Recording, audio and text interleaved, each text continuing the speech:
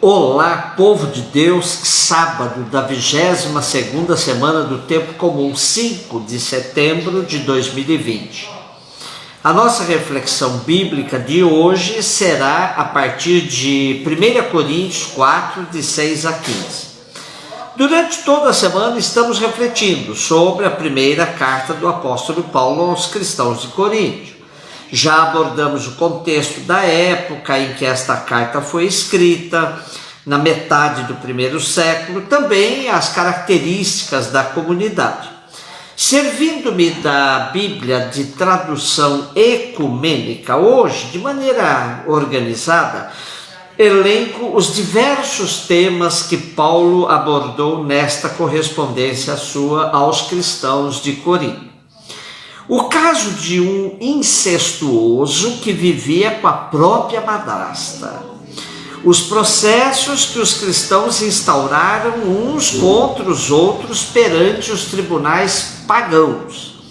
Casos de imoralidade, desordens nas celebrações litúrgicas, mulher, o uso do véu nas assembleias, erros doutrinais sobre ressurreição dos mortos, questão sobre a virgindade e o casamento, questão se viúva podia ou não casar-se outra vez, se era lícito ou não comer carnes imoladas aos ídolos, manifestações extraordinárias do Espírito, solidariedade entre as igrejas por meio de coletas, a variedade dos dons do Espírito e os trabalhos diversos nas comunidades.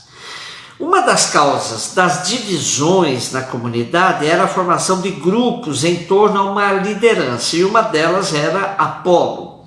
Ele era judeu de Alexandria, que aderira à nova fé em Éfeso, fora definitivamente convertido ao Cristo por Áquila e Priscila, e por eles munido de cartas de recomendação quando ele partiu para Corinto.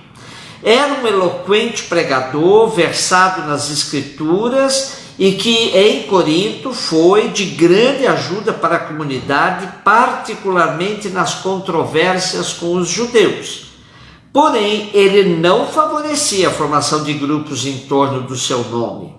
Quando Paulo escreveu a primeira carta aos Coríntios, Apolo já estava em Éfeso, junto do apóstolo, e se recusava a voltar a Corinto, ainda que Paulo exortasse a fazê-lo, para não reforçar os grupos que se diziam ser seus seguidores.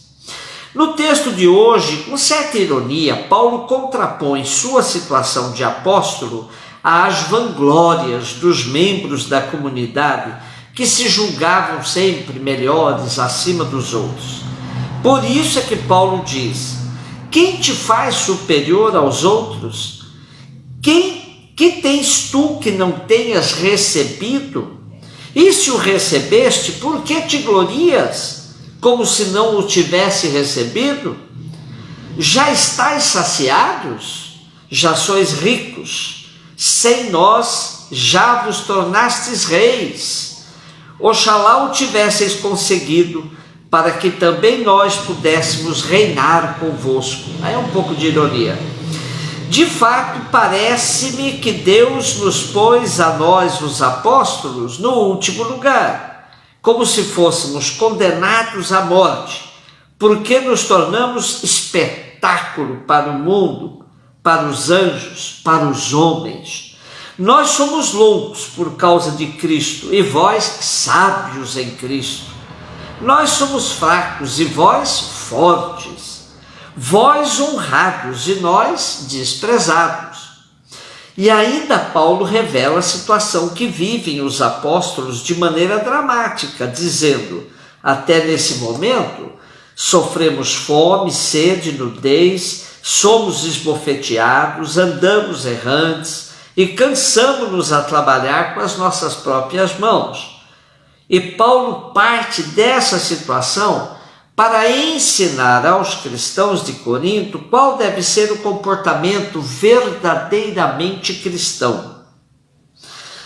Diz ele: sem o espírito de vingança, pois, amaldiçoados, abençoamos, perseguidos, aguentamos, caluniados, consolamos, tornamo-nos até o presente como lixo do mundo e escória do universo. Não escrevo estas coisas para vos envergonhar, mas para vos admoestar como a meus filhos muito queridos. E conclui, se gabando de ser o pai da comunidade, dizendo, na verdade, ainda que tivesseis 10.000 pedagogos em Cristo, não teríeis muitos pais, porque fui eu que vos gerei em Cristo Jesus pelo Evangelho. E também hoje partimos de Lucas 6, de 1 a 5. Benjamin Gross, falecido no ano passado, foi o último dos grandes mestres judeus da contemporaneidade. Comentando sobre sua contribuição à reflexão da importância do sábado para o judaísmo, o escritor Massimo Giuliani afirma: ninguém pode dizer que conhece o judaísmo se realmente não entendeu o que é o sábado judaico. E ninguém pode dizer que o entendeu se não viveu, pelo menos uma vez, o espírito e as normas do Shabat. É o segredo evidente da vida judaica mais autêntica, mas precisamente porque ele está diante dos olhos de todos e porque não é possível ler as Escrituras sem se deparar continuamente com a santificação do sábado, que é explicitamente um dos 10 mandamentos, esse preceito também é um dos mais ignorados, para não dizer o mais incompreendido. O nascimento da sociedade judaica na época do êxodo do Egito representa no plano da história aquilo que o Shabat representa no plano da natureza, um traço da transcendência inserido no universo para testemunhar a origem, ou seja, o Criador. O Shabat e Israel são consubstanciais. Nesse dia faz-se memória conjunta de 2 eventos distintos, mas paralelos. Um natural e universal, e o outro histórico e particular, inseparáveis na economia do relato bíblico. A criação do mundo e a saída de Israel do Egito. 2 memórias que convergem no único dia que Deus quis santo, isto é, que separou dos outros, elevando-o a memorial vivo.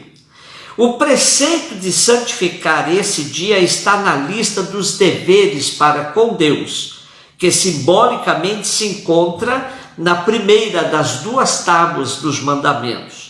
Mas isso não significa que ele não encerre alguns deveres para com o próximo, ou não veicule uma mensagem social e política. É útil também saber que o ensinamento de Jesus sobre o sábado, que foi feito para o homem e não o homem para o sábado, era já uma ideia difundida por todo o judaísmo farisaico dos primeiros séculos. Ele se encontra com explicação anexa no Talmud, por exemplo, que é dedicado ao sábado dos sábados, ou seja, ao dia do Kippur, o perdão judaico. A vós, homens, foi dado o Shabat. Isso significa que há situações que se deve observar o Shabat e situações em que se pode profaná-lo ao não o observar, se isso for exigido pela salvaguarda da vida. Quando Jesus, no texto de hoje, afirma que o Filho do Homem é Senhor também do sábado, Jesus tinha plena consciência de que estava tocando em algo central da fé de Israel, mas o fazia para ressaltar o valor da vida acima de tudo, inclusive acima da religião e da lei. Hoje, o sistema capitalista não respeita absolutamente nada desse simbolismo magnífico de defesa da vida acima de tudo. Para lucrar e explorar, não há mais dia e hora. Qualquer ocasião serve para reduzir as pessoas em objetos, em máquinas de produção de riqueza. Lembremos-nos, pois, de Jesus, Senhor do sábado, e defendamos o sagrado direito do descanso de todos os trabalhadores e trabalhadoras. Um beijo no seu coração.